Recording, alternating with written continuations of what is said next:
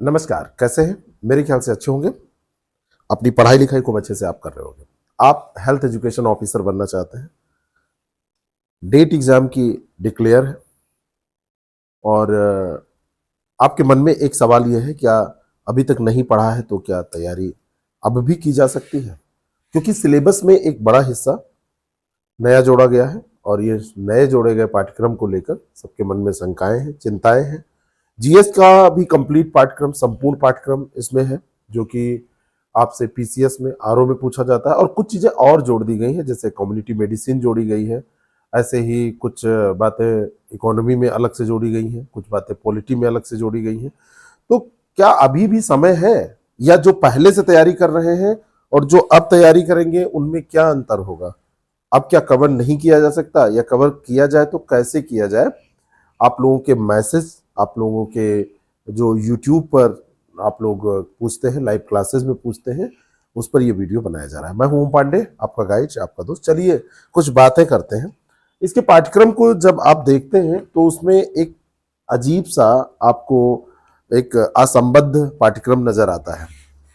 और ये असंबद्ध पाठ्यक्रम आपको परेशान करता है कि कभी इसको पढ़ा नहीं है तो वास्तव में क्या इसकी तैयारी अभी की जा सकती है? लेकिन किसी भी पाठ्यक्रम को पढ़ने के लिए, चाहे वो यूपीएससी की परीक्षा हो, चाहे यूपीपीएससी की परीक्षा हो, या अन्य कोई कोई भी एग्जाम हो, तो उसको पढ़ने के लिए हमको कुछ रणनीतियां बनानी पड़ती हैं, हमको कुछ काम करने पड़ते हैं। और उस लिहाज से जब आप सारी चीजों को समझते हैं और एक अच्छी रणनीति पे चलते हैं तो चीजें आसान हो जाती हैं। देखिए, आईएएस प्रेप आपके लिए जो भी सोल्यूशन लेके आता है वो एक रणनीति पर आधारित होता है। इतिहास, मनोविज्ञान, सामुदायिक चिकित्सा, अर्थव्यवस्था। जब आप इसको जीएस में पढ़ते हैं तो किस तरीके से ये सेकंड पेपर में काम करता है, इसको अगर आप समझ गए तो आपकी तैयारी आसान हो जाएगी। आप पाठ्यक्रम को बांट कर मत देखिए। आपका एक पेपर आना है, 150 सवालों का एक पेपर, और 150 सवालों के उस पेपर में आप कहां से क्या पढ़कर आए इससे मतलब नहीं है। अधिकतम अंक आपको अर्जित करने हैं, क्योंकि फाइनल जो सिलेक्शन होगा उसमें इनकी भूमिका बहुत महत्वपूर्ण है। महज पास करके इंटरव्यू देना महत्वपूर्ण नहीं है। तो जब आप इतिहास पढ़ रहे हैं तो 8 जो टॉपिक सेकंड सेक्शन में दिए हैं, वहां की इतिहास की तैयारी आपकी हो रही है, ये आप क्या दिमाग में रख रहे हैं? जब आप मनोविज्ञान और सामुदायिक चिकित्सा पढ़ रहे हैं तो सामुदायिक चिकित्सा को पढ़ते समय किस किस टॉपिक से कहाँ इसका रिलेशन है, यह आपने कभी समझा? और मनोविज्ञान को जब आप पढ़ रहे हैं तो मनोविज्ञान क्यों पढ़ रहे हैं? हर विषय में तो ये भी है ना कि मनोविज्ञान पढ़ क्यों रहे हैं। जैसे एंथ्रोपोलॉजी आपने पढ़ा, तो एंथ्रोपोलॉजी क्यों पढ़ रहे हैं? हम यहाँ पर ऑफलाइन में अभी परसों की बात है, वो क्लास ले रहे थे, तो हमने मनोविज्ञान उसमें समाप्त होने वाला है, एक क्लास बची है बस, कल समाप्त हो जाएगा। तो हमने जब उन लोगों से पूछा कि अच्छा ये बताइए कि मनोविज्ञान आपने पढ़ा तो आपको ये समझ में आया कि सिलेबस में क्यों रखा गया, आखिर क्यों पढ़ रहे हैं इसको? तो कई लोगों ने बड़ा बढ़िया जवाब दिया कि भाई हमारी जो उत्पत्ति है उसके बारे में अगर हम नहीं जानेंगे, हमारी जो मनोदशा है उसके बारे में हम नहीं जानेंगे, हमारी हमारी जो सामाजिक दशा है उसके बारे में नहीं जानेंगे, तो हम फिर क्या करेंगे, कैसे चीजों को समझेंगे? बात समझ में आ रही? तो मनोविज्ञान में मानसिक दशा, मानव विज्ञान में हमारी उत्पत्ति कैसे हुई है, सामाजिक विज्ञान के ये सब हिस्से हैं, उसमें समाजशास्त्र में समाज कैसे, क्या बीमारी से, अच्छा अच्छा ये बताइए, क्या सारे समाजों की बीमारी एक होती है? और क्या जागरूकता या समाज का रोल नहीं होता है बीमारी को फैलने में, फैलने देने में, या उसको रोकने में? होता है ना। तो इस तरीके से तो इनको आप कॉमन लेके ऐसे देखिए। अब हमारी स्ट्रेटजी ऐसे ही रहती है, ऐसे ही हम लेके चलते हैं। अब हमारा जो ये है कि इसको अब हम करें क्या, तो इसमें सबसे बड़ी बात है कि सबसे बड़ी बात यह है कि हम अगर फाउंडेशन, आधारभूत विषयों की समझ रख लें और इनको तैयार कर लें तो आगे के विषय हमारे तैयार करने में हमको बहुत आसानी होती है। जैसे आप इतिहास पढ़ लें, भूगोल पढ़ लें, राज्य व्यवस्था पढ़ लें, तो आपका सामान्य अध्ययन जो है वो तो तैयार हो ही जाएगा। इसके साथ साथ ये इतिहास, भूगोल, राज्य व्यवस्था, आपके जो 8 टॉपिक सोशल साइंस के दिए हैं उनका भी उस हिस्सा है। तो इतिहास, भूगोल, राज्य व्यवस्था, अर्थव्यवस्था वहां के लिए भी कॉमन हो गया। अब देखिए 3 टॉपिक वहां के कॉमन हो गए, कुछ इतर भी है, कुछ अलग भी है, ऐसा नहीं कि सारा कॉमन होके ही चल जाएगा, लेकिन थोड़ा बहुत ये 60 to 80% तो कॉमन है, 20% वहां पर अलग है, तो 20% उसको कर लेंगे।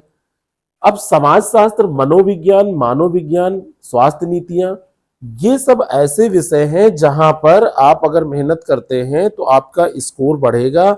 मेरिट को ही डिसाइड करेंगे, क्योंकि सारे लोग इसको नहीं कर पाएंगे क्योंकि ये नए हैं। ये सोशल साइंस में होने के बावजूद भी ये ओल्ड सिलेबस में थे, लेकिन ये नए हैं, तो डिसाइडिंग जो निर्णायक सब्जेक्ट्स हैं, निर्णायक विषय हैं, उनको हम तैयार करेंगे। और तीसरा है प्रारंभिक गणित, सामान्य विज्ञान, समसामयिकी, घटनाएं, यूपी स्पेशल। ये सब ऐसे टॉपिक हैं जिसमें आप कम मेहनत करके, हाई यील्ड वाले टॉपिक हैं, कम मेहनत करके काफी अच्छा कर सकते हैं। स्कोरिंग है ये। आप बताइए, सिलेबस को जो ऐसे कॉमन आप निकालेंगे चीजों को, तो 60% तो ऐसे ही आ गया। ये जितना सिलेबस आप बड़ा देख रहे हैं उतना है नहीं, लेकिन इसको ऐसे नहीं मैंने कह दिया, आपने सुन लिया कि हाँ आज से बड़ा बढ़िया हो गया, ऐसे काम नहीं बनेगा। हमने कहा, आपने सुना, उसके बीच में क्रियान्वयन की बात है कि अब इसको क्रियान्वित करके कैसे करेंगे आप। समय अभी है, निश्चित तौर पर समय है, आप कर सकते हैं। इतिहास, भूगोल, राजनीति विज्ञान, अर्थशास्त्र में भी सब कुछ नहीं पढ़ना है। जहां से सवाल सबसे ज्यादा आते हैं उनको पढ़ना है, ये बात समझिए। राजनीति विज्ञान में वो चीज पढ़िए जहां से सवाल आते हैं, आप भूगोल में वो चीज पढ़िए जहां से सवाल आते हैं, अर्थशास्त्र में वो चीज पढ़िए जो दोनों तरफ, भाई इन सारी चीजों में दोनों first and second part of the syllabus में जो कॉमन चीजें हैं, इनको भी तो फाउंडेशन तो मजबूत करना है। डिसाइडिंग जो एज है, इस पे मेहनत अलग से अच्छी, बहुत अच्छी करनी है। जैसे जिन्होंने एंथ्रोपोलॉजी छोड़ दिया, एंथ्रोपोलॉजी जिन्होंने छोड़ दिया, सोशियोलॉजी छोड़ दिया, इस पे किताब हमारी बस एंथ्रोपोलॉजी, सोशियोलॉजी और एक ज्योग्राफी, ये इसी हफ्ते में आ जाएगी। अब उसमें बस, अब देखिए क्या होता है, मतलब किताब आ जाएगी। कम्युनिटी मेडिसिन की किताब हमने जितनी छपाई थी सब खत्म हो गई, फिर से मैंने उसको पब्लिश करने के लिए भेजा है, और ये किताब भी आ जाएगी। अब लेट क्यों हुआ किताब में, मैं भी बताऊं।